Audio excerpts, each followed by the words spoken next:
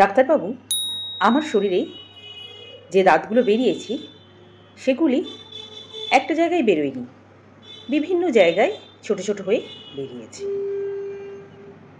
আবার কেউ এসে বলছে, জানেন ডাক্তারবাবু, আমার যে জায়গায় দাঁতটা বেরিয়েছে পরে দেখতে পাচ্ছি তার পাশে আর একটা দাঁত বেরিয়েছে এবং জায়গাটি যেন বড় হয়ে যাচ্ছে আকারে। এক্ষেত্রে দুটো অবস্থাতেই রোগীর শরীরে দাঁত বেরিয়েছে, কিন্তু একজন রোগী বলছে তার শরীরে বিভিন্ন জায়গায় দাঁত বেরিয়েছে, আর একজন রোগী বলছে যে তার দাঁতটা আস্তে আস্তে বড় হয়ে যাচ্ছে, একটার সাথে একটা দাঁত যুক্ত হয়ে বড় হয়ে যাচ্ছে। দুটো রোগীর একটি কমন ব্যাপার হলো দাঁতের সমস্যা, কিন্তু একই ওষুধ দুটো রোগীর জন্য হবে না। একটি রোগী সিলেকশন অফ মেডিসিন হবে সিপিয়া, আরেকটি রোগীর হবে টেলুরিয়া।